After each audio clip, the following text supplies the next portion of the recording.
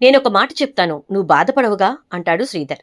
ఏంటో చెప్పు బావా అని అనగానే, ఎందుకు నువ్వు ఒకసారి జ్యోత్స్నకి నీకు డిఎన్ఏ పరీక్షలు చేయించకూడదు అని అంటే, అదేంటి బావా, ఎందుకు నువ్వు అంత మాట అన్నావు అనగానే, అసలు ఒకసారి నాకు అర్థం కాక అడుగుతాను, శాంపిల్స్ ఒక్కసారి మ్యాచ్ అవనివి రెండోసారి ఎలా మ్యాచ్ అవుతాయి బావా? అసలు మొదటిసారి మ్యాచ్ అవ్వాల్సిన శాంపిల్స్ ఎందుకు మ్యాచ్ కాలేదంటావు? శాంపిల్స్ ఇవ్వడానికి జ్యోత్స్న ఎందుకు వెనకాడుతోంది? చాలా భయంగా, బెదురుగా, అసలు శాంపిల్స్ ఇవ్వాల్సి వచ్చిన ప్రతిసారి ఇంట్లోంచి వెళ్లిపోయే వరకు జ్యోత్స్న ఎందుకు వచ్చుంటుంది? ఈ అనుమానాలు నా మైండ్ని తినేస్తున్నాయి. సో అన్నిటికీ ఒక క్లారిటీ వచ్చేస్తుంది. అండ్ అలాగే మనం రాంగ్ వేలో లేము అనేది కూడా మనకు అర్థమైపోతుంది. కాబట్టి నువ్వు ఒక్కసారి డిఎన్ఏ పరీక్షలు చేయిస్తే మంచిదేమో నా అభిప్రాయం, అంతే అంటాడు. ఎస్, నువ్వు అన్నది కూడా కరెక్టే బావా. ఎందుకంటే నా మనసులో కూడా అదే చాలా చాలా వేధిస్తున్నటువంటి క్వశ్చన్. తన ప్రవర్తనకి, తను మాట్లాడే మాటలకి, తను చేసే పనులకి, తన హావభావాలకి ఎక్కడా కూడా పొంతం లేదు. ఒక్కదాంతో ఒకటి అస్సలు మ్యాచ్ అవ్వట్లేదు. అందుకే ఆలోచిస్తున్నాను అంటూ దశరథ్, థ్యాంక్ యూ బావా, నేనిప్పుడు ఏం చేయాలో నాకు అర్థమైంది, నాకొక మంచి క్లారిటీ ఇచ్చావు కూడా అంటూ పదబావా అని లోపలికి వెళ్తాడు. వెళ్ళిన తర్వాత ఇక పైకి వెళ్తాడు దశరథ్. అందరం ఇక్కడుంటే డాడ్ ఎందుకు పైకి వెళ్తున్నారు అనుకుంటుంది జ్యోత్స్న. సరే, ఏదన్నా పనుందేమోలే అనుకుంటూ ఉండగా జ్యోత్స్న రూంలోకి వెళ్తాడు దశరథ్. తన పాకెట్లో ఒక చిన్న బాక్స్ తీసుకుని వెళ్తాడు. వెళ్ళేసరికి అక్కడ జ్యోత్స్న డ్రెస్సింగ్ టేబుల్ దగ్గర కోంబుకి కొన్ని హెయిర్ ఫాలికల్స్ ఉంటాయి. వాటిని తీసి జాగ్రత్తగా ఆ బాక్స్లోకి కలెక్ట్ చేసుకుని అది జేబులో పెట్టుకుని వచ్చేస్తాడు. అలా వస్తూ ఉండగా జ్యోత్స్న వస్తుంది. ఏంటి డాడ్ నా రూమ్ నుంచి వస్తున్నారు అనుకుంటూ, ఏంటి డాడ్ ఏమైనా కావాలా అని అంటే, అది ఏం లేదు, నీ రూమ్లో ఫ్లాష్ పని చేయట్లేదని చెప్పి పొద్దున్న దీప అంది, అదే ఒకసారి చెక్ చేద్దామని అంటే, అప్పుడా ఆ టైంలో పని చేయలేదు డాడ్, ఎందుకంటే ట్యాంక్లో వాటర్ అయిపోయాయి. ఆ తర్వాత ట్యాంక్ మోటార్ ఆన్ చేశారు, వచ్చేసాయి అని అంటే, ఓహో మోటార్ ఆన్ చేయడానికి వెళ్ళేటప్పుడే దీప చెప్పినట్టుంది, నేను మర్చిపోయాను, సరేనమ్మా ఓకే అంటూ వెళ్ళిపోతాడు. డాడ్ నిజంగానే షవర్ చెక్ చేయడానికి వచ్చారా అని చాలా ఆలోచిస్తూ ఉంటుంది జ్యోత్స్న. ఇక దశరథ్ వెంటనే బయలుదేరి డైరెక్ట్గా తనకు తెలిసినటువంటి ల్యాబ్కి వెళ్తాడు. అక్కడికి వెళ్ళినటువంటి దశరథ్ తను కలెక్ట్ చేసిన హెయిర్ ఫాలికల్స్ని ఇచ్చి, తన హెయిర్ ఫాలికల్స్ని కూడా కలెక్ట్ చేసుకోమని చెప్పి, రెండిటికి డిఎన్ఏ టెస్ట్లు చేయమని చెప్పి ల్యాబ్ వాళ్ళకి చెప్తాడు. దాంతో వాళ్ళైతే అలాగే సార్ తప్పకుండా అని చెప్పేసేసి, ఇక మాకు ఒక్క 2 hours టైం ఇవ్వండి, మేము మీకు రిజల్ట్ ఇచ్చేస్తాం అని అంటారు ల్యాబ్ వాళ్ళు. సరే అయితే చాలా థ్యాంక్స్ అంటూ దశరథ్ అక్కడి నుంచి డైరెక్ట్గా గుడికి వెళ్తాడు. గుళ్ళో కూర్చుని ఆలోచిస్తూ ఉంటాడు. సుమిత్రని కాపాడుతుంది ఎవరు? జ్యోత్స్నేనా, లేక ఇంకెవరైనా వెనకుండి సుమిత్రని కాపాడే ప్రయత్నం చేస్తూ వాళ్ళు ఎవరు అనేది తెలియకుండా ఉంచుతున్నారా? ఎందుకు ఇలాంటి అనుమానం నా మనసుకి కలుగుతోంది? ఆ ఎవరైనా కొంపతీసి దీపా? నాకెందుకు ఇలాంటి ఆలోచన వస్తోంది? ఇలా అనేక రకాలుగా దశరథ్ ఆలోచిస్తూ 2 hours గుళ్ళోనే గడిపేస్తాడు. ఆ 2 గంటల తర్వాత ల్యాబ్ వాళ్ళు కాల్ చేస్తారు, సార్ ఒకసారి వస్తారా అని. ఇక వెంటనే దశరథ్ ల్యాబ్కి వెళ్తాడు. అక్కడ ల్యాబ్ వాళ్ళు చాలా కంగారుగా కనిపిస్తూ ఉంటారు.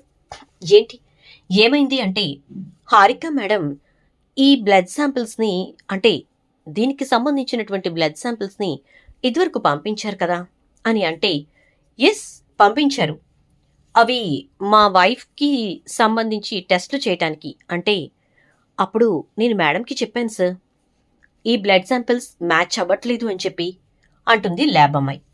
ఏంటి మీరు అంటోంది అంటే, అవును సార్, జ్యోత్స్న గారి బ్లడ్ శాంపిల్స్ సుమిత్ర గారితోటి మ్యాచ్ కాలేదు. అండ్ అలాగే ఇప్పుడు మీరిచ్చిన హెయిర్ ఫాలికల్స్ జ్యోత్స్న గారివే కదా అంటూ ఉంటే, ఎస్ జ్యోత్స్నవే అంటాడు దశరథ్. అండ్ నౌ ఇప్పుడు కూడా ఈ హెయిర్ ఫాలికల్స్ మీ డిఎన్ఏతో మ్యాచ్ కావట్లేదు. That's all. ఏమీ లేదు సార్. జ్యోత్స్న మీ కూతురు కాదు. ఈ విషయాన్ని మేము హారిక మేడంకి ఆల్రెడీ నోటిఫై చేశాం. అండ్ ఇప్పుడు కన్ఫర్మేషన్ కూడా వచ్చేసింది అని అంటుంది. ఒక్కసారిగా ఆ మాట విన్న దశరథ్ షాక్ అయిపోతాడు. మేడం, మీరు మళ్ళొక్కసారి అనగానే, sir, this is DNA test.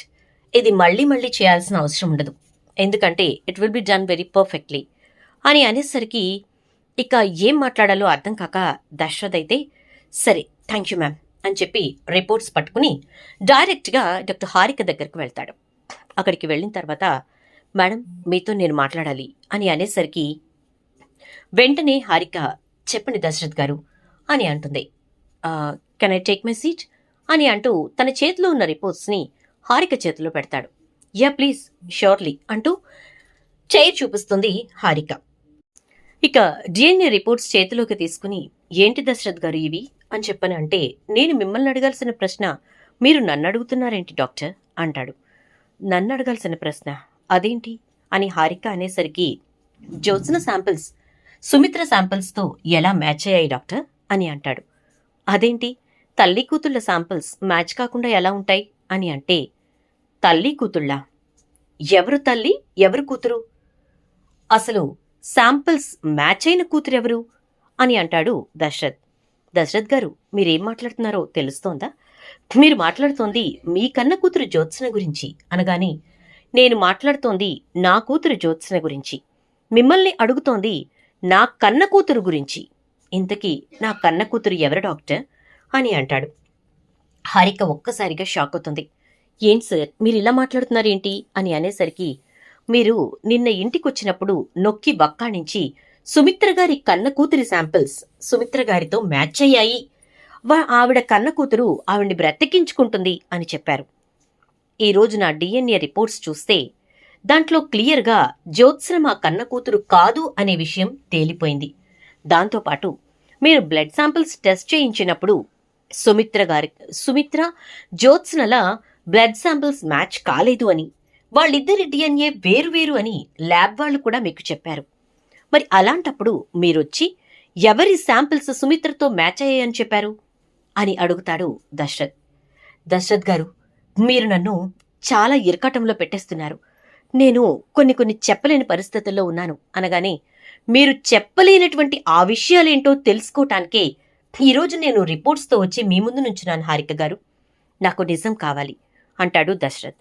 దాంతో ఇక వెంటనే హారిక, నేను నా ప్రామిస్ని బ్రేక్ చేయాల్సినంత పరిస్థితి వస్తుంది దశరథ్ గారు అంటే, కానీ దానివల్ల మంచే జరుగుతుంది హారిక గారు. ఎందుకంటే సుమిత్ర ఉన్న భ్రమలో నుంచి సుమిత్రను బయటకు తీసుకురావడానికి నాకు అవకాశం ఉంటుంది.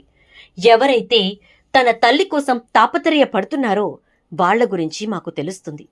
మేము కన్నా మా నిజమైన బిడ్డెవరో మాకు తెలుస్తుంది. చెప్పండి, తను అంత అజ్ఞాతంలో ఉండిపోయి తన తల్లిని కాపాడుకోవడానికి ముందుకొచ్చిందంటే ఖచ్చితంగా తను మాకు బాగా తెలిసిన మనిషి అయ్యుంటుంది. మా ఇంటి పరిస్థితులన్నీ పూర్తిగా తెలుసుకుంటున్న మనిషి అయ్యుంటుంది. చెప్పండి డాక్టర్, నాకెందుకో మీరు చాలా పెద్ద విషయాన్నే దాచాలని చూస్తున్నారని అర్థమవుతోంది.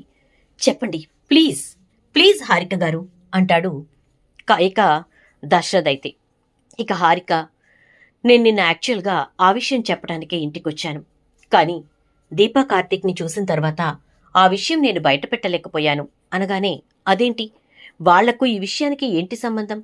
వాళ్లను చూసి మీరెందుకు ఈ విషయాన్ని బయట పెట్టలేకపోయారు అని అంటే, మరి కీలకమైన వ్యక్తులు వాళ్లే కదా సార్. ఒక బిడ్డ తన తల్లి కోసం తన కడుపులోని బిడ్డను త్యాగం చేస్తున్నటువంటి గొప్ప చారిత్రక ఘట్టం జరగబోతోంది. దానికి సాక్షిభూతులు, ఇంకా స్వయంగా దాన్ని అనుభవించబోతున్న వాళ్ళు ఆ భార్యాభర్తలే కదా అని అంటే, ఏంటి డాక్టర్ మీరంటోందేంటి? నాకు అర్థం కాలేదు. ఒక తల్లి కోసం ఒక బిడ్డ తన కడుపులో ఉన్న బిడ్డను త్యాగం చేస్తోందా? మీరు చెప్తోంది దీప గురించా అని అంటూ ఉంటే, ఎగ్జాక్ట్లీ సార్. దీప తన తల్లి సుమిత్ర గారిని కాపాడుకోవటానికి తన కడుపులో ఉన్నటువంటి తన బిడ్డను త్యాగం చేస్తోంది. త్యాగానికి సిద్ధపడి తన తల్లిని కాపాడుకుంటోంది. దీప కంటే గొప్పవాడు కార్తీక్. తన తొలిచూలు బిడ్డను వదులుకోవటానికి తన మేనత్త కోసం త్యాగానికి సిద్ధపడ్డాడు కార్తీక్. అలా ఇద్దరూ కూడా చరిత్రలో నిలిచిపోయేటటువంటి నిర్ణయం తీసుకున్నారు. అందుకే గొప్ప దంపతులు అనగలుగుతున్నాను అని అంటుంది హారిక. ఆ మాటలతో దశరథ్ ఒక్కసారిగా నిలువున కుప్పకూలిపోతాడు. డాక్టర్, ఇప్పటి వరకు మీరు కూర్చోండి అన్నా కూర్చోలేకపోయాను. కానీ ఇప్పుడు అచేతనంగా నేను కూలబడిపోయాను. ఈ నిజాన్ని నా మనస్సు ఎందుకో చాలా అతలాకుతలమవుతూ తీసుకోవాల్సి వస్తోంది. ఇది నిజమా కాదా అని నా మనస్సు ఇంకా ఇంకా ఆలోచిస్తూనే ఉంది అనగానే, ఇవిగోండి సార్ దీప రిపోర్ట్స్. ఇవే అసలైన రిపోర్ట్స్, సుమిత్ర గారి శాంపిల్స్ తోటి మ్యాచ్ అయినటువంటి రిపోర్ట్స్ అంటూ దీప ఫైల్ తీసి దశరథ్ చేతికిస్తుంది హారిక. దశరథ్ అది చూసి ఒక్కసారిగా షాక్ అవుతాడు. డాక్టర్, ఈ విషయం అంటే కార్తీక్కి దీపకి ముందే తెలుసు. వాళ్లే నా దగ్గరికి వచ్చారు. దీప నన్ను బ్రతిమలాడుకుంది. ఇక్కడే మీరు నుంచున్న ఆస్థానంలోనే కార్తీక్ నిలబడితే దీప కార్తీక్ కాళ్ళు పట్టుకుంది. బావా, మా అమ్మని బ్రతికించు అంటూ ఏడ్చింది. అలాంటి గొప్ప కూతురిని నిజంగా మీరెంతో అదృష్టం చేసుకుని కన్నారు సార్ అంటుంది హారిక. దశరథిక ఒక్కసారిగా చాలా థ్యాంక్స్ డాక్టర్, చాలా చాలా థ్యాంక్స్. సుమిత్ర ప్రాణంతో లేచొచ్చినంత సంతోషాన్ని నాకిచ్చారు. నా అసలైన బిడ్డ నాకు దీపే అయ్యుంటే ఎంత బావుండు అని ఎన్నోసార్లు నేను అనుకున్నాను. దీప నా కడుపున పుట్టుంటే, అంటే మా బిడ్డగా పుట్టుంటే ఎంత బావుండు అని నేనెన్నోసార్లు అనుకున్నాను.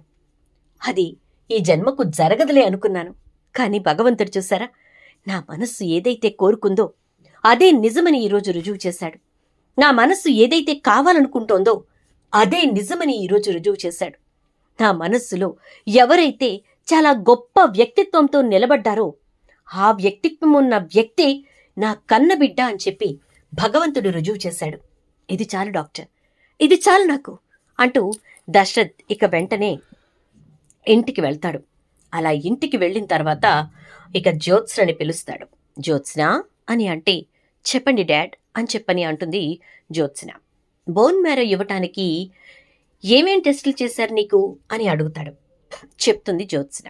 బోన్ మ్యారో ఎలా ఇస్తారో తెలుసా అని అంటే, లేదు డాడ్ అనగానే, ఇలారా అంటూ తన ఫోన్లో ఏ విధంగా బోన్ మ్యారో సర్జరీ జరుగుతుందో చెప్తాడు. ఇక అంతే, జ్యోత్స్నకు భయం పట్టుకుంటుంది. వామ్మో, ఇంత చేసి చివరాఖరికి నా బోన్ మ్యారో మా అమ్మకి సెట్ అవ్వదు కాబట్టి అప్పుడు అసలు విషయం తెలిసినా ఇక నా జీవితం అంతే. బోన్ మ్యారో ఇవ్వడానికి నేను ఇంత కష్టపడాల్సిన అవసరమే ఉంది? తనేమి నా కన్న తల్లి కాదు కదా అని ఆలోచిస్తూ ఆ రోజు రాత్రి జ్యోత్స్న బయటకు వెళ్లిపోయే ప్రయత్నం చేస్తుంది. అలా చేసినటువంటి జ్యోత్స్నకు దశరథ్ మొత్తం లైట్స్ ఆన్ చేసి అందరినీ చుట్టూ నించోపెట్టి, ఎక్కడికి వెళ్తున్నావు? బ్యాగ్ మొత్తం సర్దుకుని బయలుదేరావు అని అంటే, అది నా ఫ్రెండ్ని కలవటానికి అని అనగానే, ఏ ఫ్రెండ్ని చెప్పు? నీ కన్న తండ్రినా లేక నీ కన్న తల్లినా? చెప్పు జ్యోత్స్న అని అనేసరికి షాక్ అయిపోతుంది జ్యోత్స్న. ఎందుకంటే ఆ టైంలో అటు కార్తీక్ దీపలను ఇంకా కాంచన శ్రీధర్ని కూడా పిలుస్తాడు దశరథ్. కన్నతల్లి కన్నతండ్రి ఏంటి డాడ్ అని అంటే, నీ కన్న తల్లిదండ్రుల దగ్గరికి వెళ్తున్నావా అని అడుగుతున్నాను జ్యోత్స్న అని అనేసరికి ఒక్కసారిగా షాక్ అయిపోతుంది జ్యోత్స్న. అయితే ఇక వెంటనే పారిజాతం, అదేంటి దశరథ అలా మాట్లాడతావంటే, మరి నా కన్న బిడ్డ కానటువంటి జ్యోత్స్న ఈ ఇంట్లో ఏ రకంగా ఉండగలుగుతుంది? అందుకే బోన్ మ్యారో సర్జరీ ఎలా జరుగుతుందో చూయించాను. ఒక కన్న బిడ్డ తల్లి కోసం తన కడుపులో ఉన్న బిడ్డను త్యాగం చేసి మరీ తల్లిని బ్రతికించుకుంటోంది ఈ ఇంటిలోనే అని అంటే, అన్నయ్య ఎవరి గురించి మాట్లాడుతున్నావు అని అంటే, నా కన్న కూతురి గురించమ్మా అని అంటాడు. నీ కన్న కూతురు జ్యోత్స్న కదా, అదేం కడుపుతో లేదుగా అని అంటే, నా కన్న కూతురు జ్యోత్స్న కాదు కాంచన, నా కన్న కూతురు దీప. ఇవిగో రిపోర్ట్స్. నేను ఉదయమే జ్యోత్స్నకి నాకు డిఎన్ఏ పరీక్షలు చేయించాను. అసలు కన్న తల్లి శాంపిల్స్ తోటి కన్నబిడ్డ శాంపిల్స్ మ్యాచ్ కాకపోవటమేంటి అనే అనుమానం నన్ను ఇంత దూరం తీసుకొచ్చింది. శాంపిల్స్లో నేనిచ్చినటువంటి శాంపిల్స్లో క్లియర్గా మా ఇద్దరి డిఎన్ఏ మ్యాచ్ కాలేదు. సుమిత్ర జ్యోత్స్న శాంపిల్స్ కూడా మ్యాచ్ కాలేదు. కానీ కార్తీక్ దీపలు గొప్ప త్యాగమూర్తులు కదా. అందుకే హారిక గారిని బ్రతిమలాడి అసలు నిజం బయటికి రాకుండా చాలా జాగ్రత్తగా మేనేజ్ చేశారు.